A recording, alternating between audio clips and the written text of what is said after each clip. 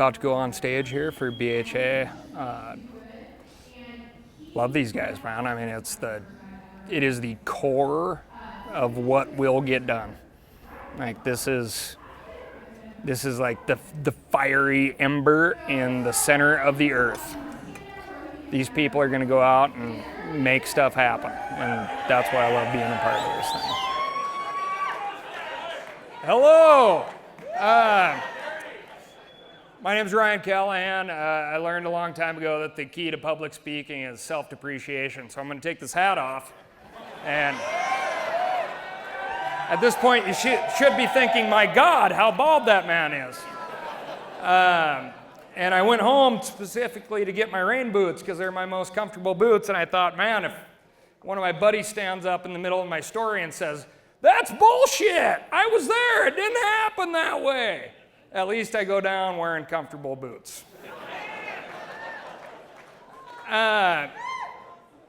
If you take something away from this, it really should be that what we do out there, the things that we enjoy, that passion that we have, and everybody here has some spot that they think of when they come and interact with people here, and it may be very, very small. Maybe some, little runoff tributary on Rattlesnake Creek that you just don't think anybody else goes to.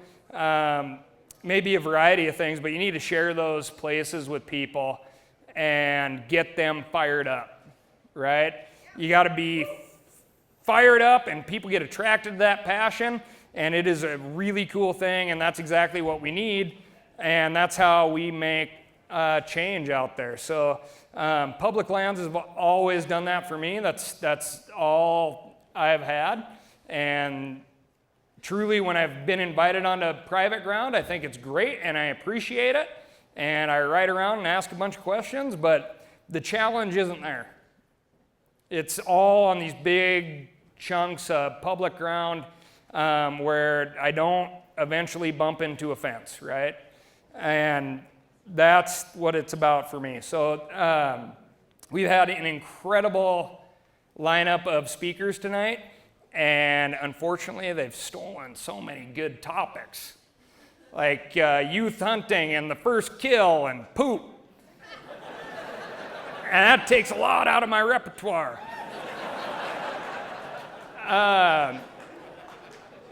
So I'm going to tell you about this story up in British Columbia.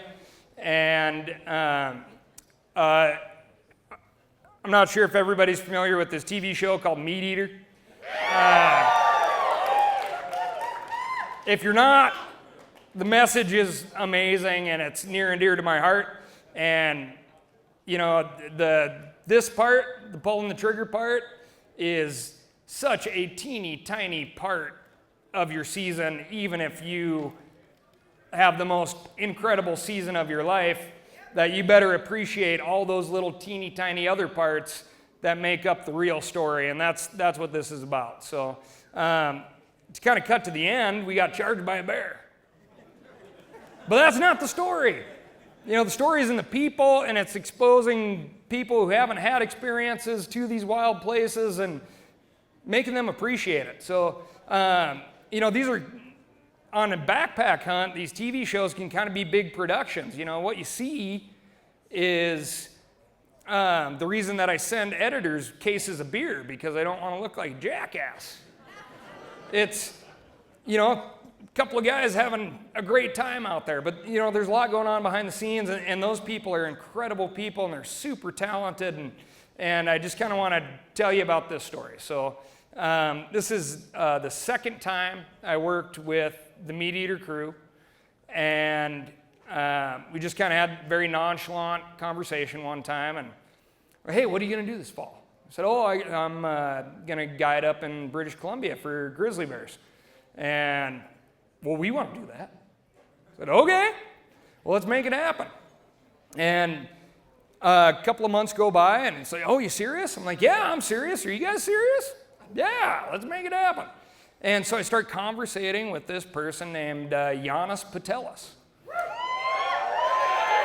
And Giannis Patelis is now in Bozeman, Montana.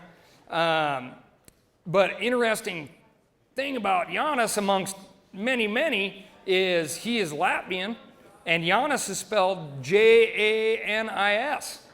And even though I feel like I am a worldly individual,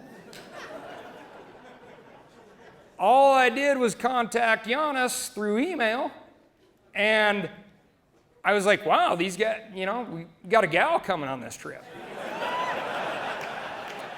I hope she's cute. And another character in this story is this dude named Dom, and Dom was a cameraman on this trip, and Dom is this anomaly in the backcountry from what I've seen. He is like this chiseled, gorgeous, tanned Italian man, the beautiful Dom. And prior to, he was running cameras, literally running cameras up and down the sideline for ESPN. He'd never been in the backcountry. So 1 week in New Jersey with ESPN, the next week in British Columbia on a self-sustaining 10-day backpack trip. And so I had a lot of curiosities with Dom. How did you get here? Did they tell you what this was about? But like I said, these are very capable people, and so please don't take away from this that anybody is not.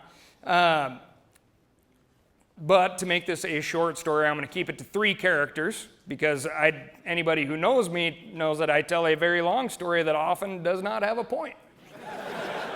So we head up the mountain, and we are carrying, to use outfitter terms, we're carrying packs that could choke a mule. And we get up into the first basin, and it is a beautiful day. One of the things I love about BC is you see every type of weather. You hike in a t-shirt, you come out wishing you had more clothes. It is amazing. And Giannis points up on the mountain, Grizzly Bear. And so we all drop down and sit and watch, and here's this big, beautiful grizzly bear. And to try to paint this picture, this valley that we're in is essentially like if you were floating a river, right? Like Upper Blackfoot, where your valley floor would be the river, the canyon walls would be the valley walls. So it's very steep, it's very contained. So the distance between the valley walls is pretty darn narrow. And we stop and we're watching what turns out to be an incredible mama bear in her prime, an incredible mama because she has 3 cubs of the year that are in absolutely, just fat rolling off of them. They're having the time of their life. They are set for the winter, right? So she is a good mother. And that bear kind of made my heart sink a little bit because I knew we were up there hunting grizzly bears. And I was like, boy, if she's in this valley, there's not going to be another big bear in this valley because she is going to be the dominant bear here. But we sat there and watched her, and it was beautiful, and we but we did go through quite a bit of the day there watching Mom. And eventually, Giannis says, hey, we got a little bit of a problem. Camera breaks. And this is why I'm nervous to tell this story in Missoula is I've always said in Missoula you can't throw a rock without hitting a real estate agent, a lawyer, a guide. Sometimes they're one and the same. So there's going to be some scrutiny here, but I made a poor decision. There's several poor decisions, and I think about this a lot because I'm highly critical. But Giannis has a broken camera. We have a spare camera about 2.5 miles down the trail at the trailhead in the truck, and I make the decision, say, hey, no big deal. Drop your pack, take a can of bear spray, cruise on down the trail, grab that other camera. We're going to be right here. Like I said, it's a very confined valley, just upriver. We're going to be right here. We have radios just in case. You'll find us. Mistake number one. The rest of us move upriver, up valley, onto the small plateau where I would like to camp. You have an excellent vantage point on these valley walls. And, while we were watching Mom, she was very clearly aggressive. She was aggressively eating. She would grab a berry bush and just be like, "Rah!" and eat it, and kind of look pissed for a second, and grab another one and grab it and rah! And you're like, that's aggressive berry eating. And she's covering a lot of ground, and the kids are just kind of popping along behind her. And she starts working her way up this very, very steep valley. The sidewall of the valley. And starting to feel a little bit more comfortable about that. And we kind of get dropper packs in camp. There's a ton of day left. I want to stay there for a few days, so everybody starts relaxing a little bit, and I just can't get Mom out of my head. So I decide, I tell the rest of the crew that I'm going to go watch Mom for a little while. And along with me comes the beautiful Dom. And it is a gorgeous day. There's just like a little bit of mist in the sky, but it's blue primarily, so there's like a natural filter. The sun is starting to get a little low, but it's just hitting the slope perfectly.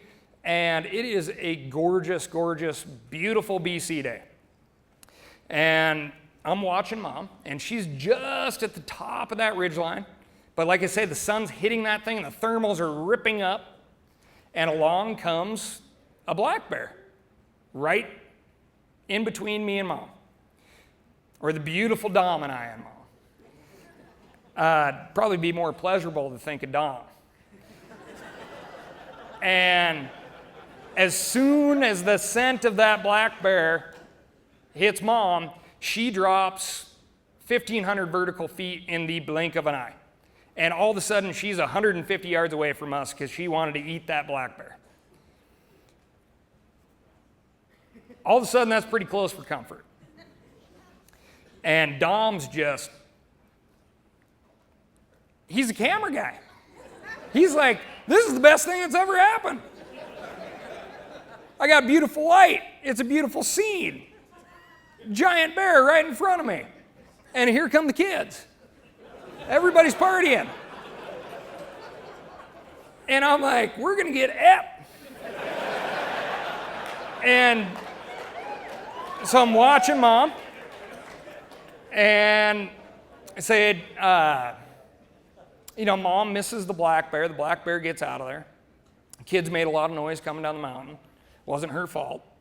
And ground squirrels are popping off. So she starts chasing ground squirrels. And if you've ever seen one of these things around, they can cover country like you would not believe. It is amazing.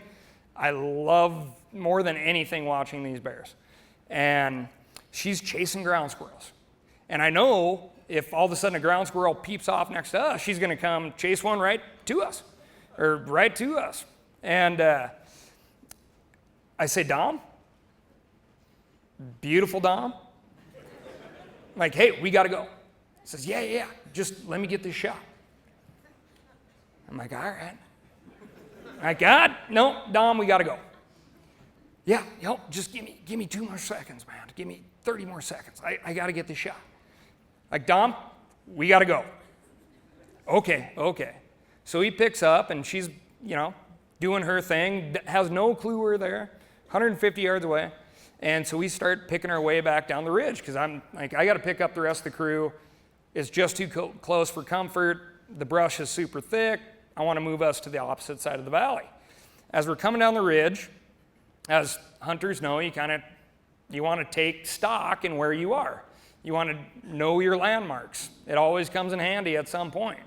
And in that high alpine BC country, there's all this subalpine fir that is very hard to navigate around. You can't walk through it. It's tough stuff. And so you're going to take kind of a single path.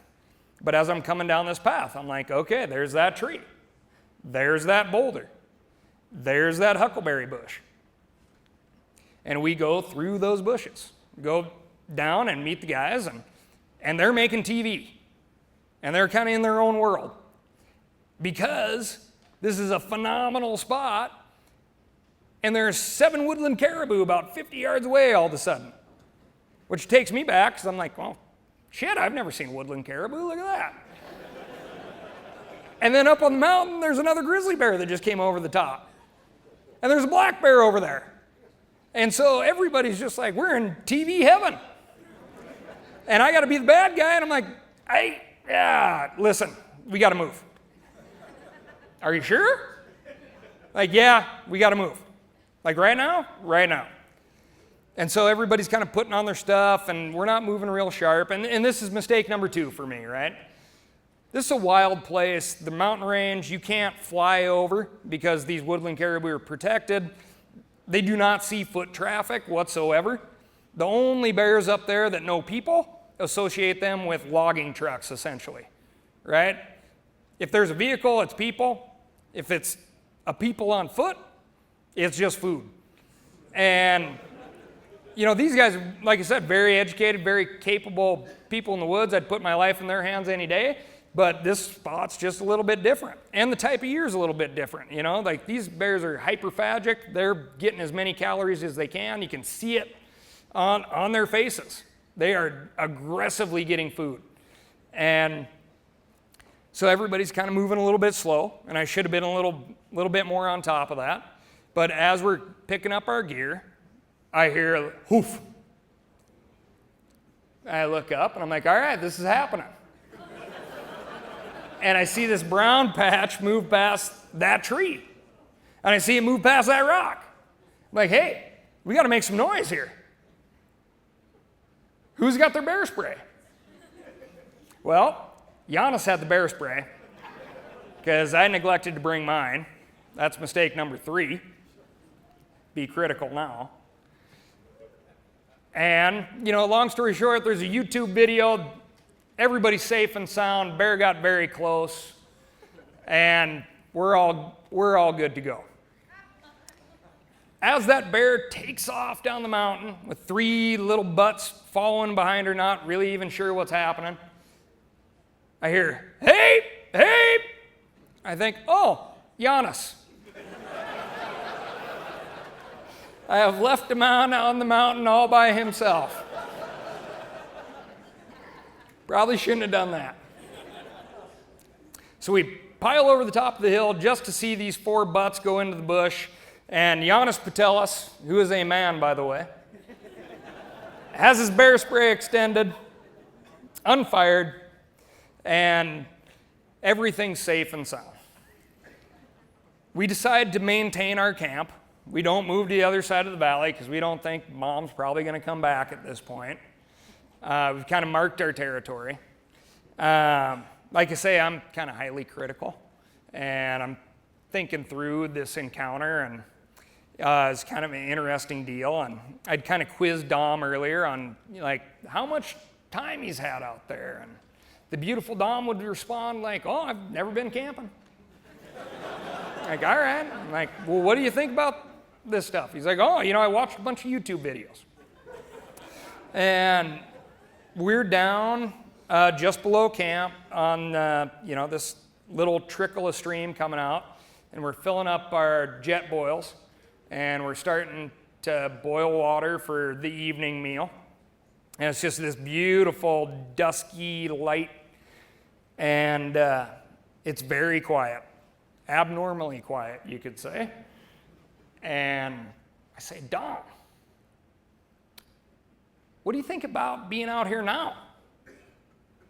Oh, you know, it's pretty cool.